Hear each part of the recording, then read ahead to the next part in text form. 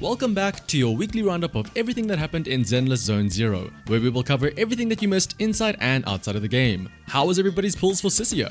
Did you win the 50-50, or did you have to pity her? Let me know down in the comments below. As for mine, well, as you'll see in the background, they were pretty interesting to say the least. I think this was the first time I ever saw two S ranks in a single pull. And it was in like the first 10 pull as well I did on the banner, which was pretty cool. Otherwise though, as always, starting off with in-game news, this week, starting on the 22nd, so Wednesday, will be the start of the Adventure Footage Freeze Frame event. This will be a simple daily event where each new day a new jigsaw puzzle will be available for you to solve, featuring some cute little scenes. Doing this every day will of course earn you some polychrome as well as other various rewards. Then later on Friday will be the regularly scheduled Deadly Assault reset. For this new rotation of Deadly Assault bosses, we can expect to see the Sanguine Sweeper, which, can I just say, is probably one of the cooler boss names in the game. Alliteration and sanguine, what a cool word. As well as the Primordial Nightmare, the creator, and then the Defiler as the last boss. But that is not the only thing that we can expect to see on Friday though, because it is now a week into the second half of patch 2.7, which means that the patch will be coming to an end on the 5th of May.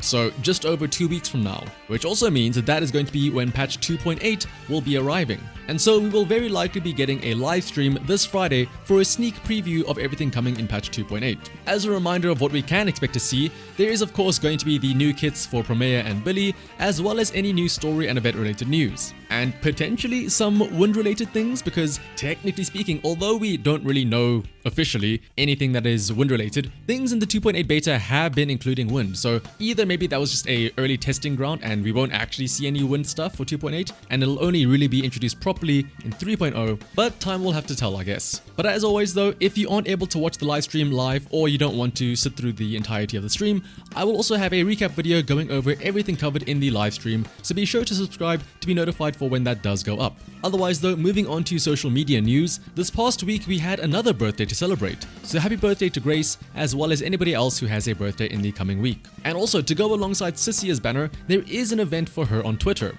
called Sissia's Endless Feast. To participate, all you have to do is edit the image in the tweet and shove some food into that mouth of hers and post it in the comments of the linked tweet along with the corresponding hashtags. You will also of course have to be following the official Zenless Zone 0 account too. Otherwise though, moving on to the speculation zone. Something that might be touched on in the 2.8 livestream, like I said, is of course talking about the wind attribute. Now again, technically speaking, we aren't supposed to know about wind being in the game, since these are all from betas of 2.8. And as far as we know, there's also not going to be any wind related agents or elements to do in 2.8, so I could see them just glossing over it and not mentioning it at all. But if they do decide to mention wind and wind related things, just pretend to be surprised when they announce it. Otherwise though, one of the things introduced in a recent 2.8 beta though was adding the wind element to various enemy weaknesses and resistances. In total there were 9 enemies that had these adjustments made to them, but of those 9 enemies, 7 of them were to be updating their weakness to be wind, while only 2 of them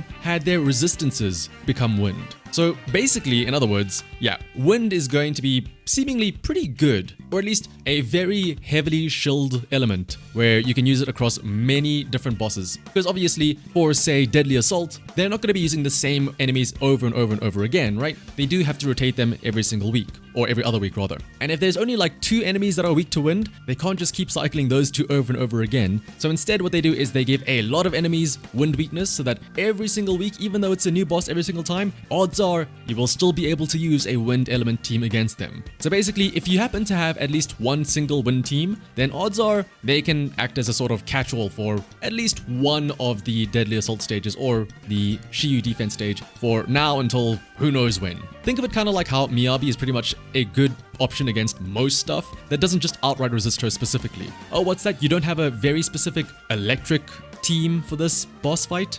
Just throw Miyabi at it. You know, that'll be what wind is going to probably be like, with how many enemies are going to be weak to wind. Also, notably, one of the enemies that does have a wind weakness is Jane, or specifically Miasmic Jane. So for those of you that love fighting Jane, guess what? She will probably be making a comeback in some form or another, and they'll force you to use wind against her then or something like that. Otherwise though, there was also a video video showcasing the in-game UI elements and descriptions for wind, as well as its special erosion and vortex effects. Now, as a reminder, erosion for wind element, once you build up the anomaly, will cause enemies to take increased wind damage. Think of it as like a bleed effect or something like that, where you have like an open wound from the cutting of the wind, and now you're bleeding more, so you take more damage, specifically from the wind element. However, this erosion can then swirl for you Genshin heads out there, or it can react with other elements to make that new element be the increased damage element instead. In the video, you can see the erosion effect appear as a glowing white effect on the enemy, which will then get overwritten by the color of something else when it does react. Meanwhile, Vortex is the equivalent of a disorder,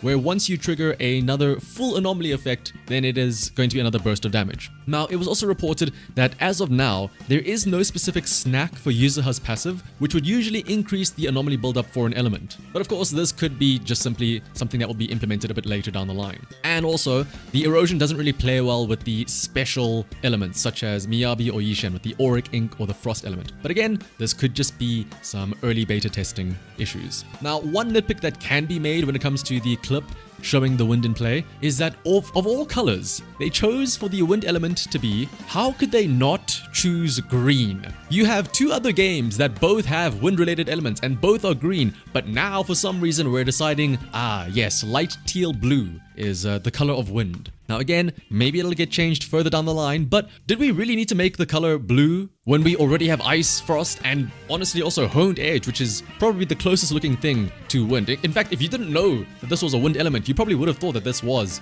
honed edge from Ye Wang. But because of how bad that overlap is, part of me does want to hope and think that maybe this is just a placeholder color for now, and that it will get changed eventually. I mean, sure, I guess green can clash with any healing, since that's also green, but I mean, healing has a plus sign, so that can help differentiate it. And also, how often do we actually heal in this game? To prove the point, someone made an edit of the UI colors and adjusted it to be a light green, and it just looks like it fits so well. But of course, things are subject to change, and so this could be all for nothing, and it will actually be green once wind is properly implemented. But time will have to tell, I guess. And then lastly, another smaller thing that was also found in patch 2.8 betas are some images of a Bangbu theme park.